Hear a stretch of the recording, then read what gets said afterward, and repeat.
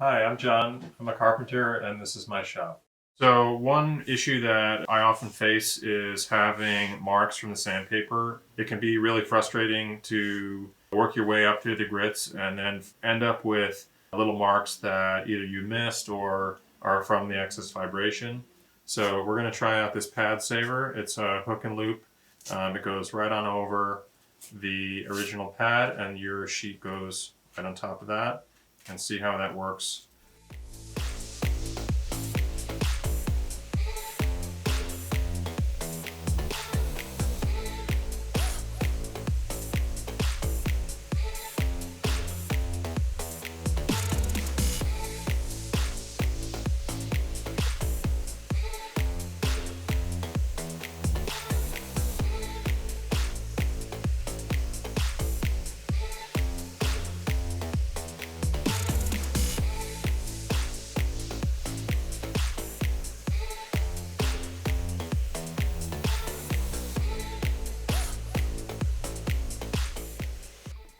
So we just finished sanding this with the pad saver with the 120 pad on here.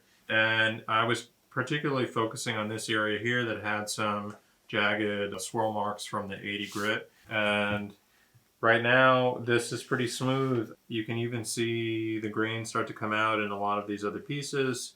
And you're not seeing the remnants of the previous passes, which is really what you want. You want to see the wood start to come through on its own. So we did one whole pass here, and this all looks pretty good. This is fairly soft wood, so it's going to scratch easily. So the pad saver is really doing its job here.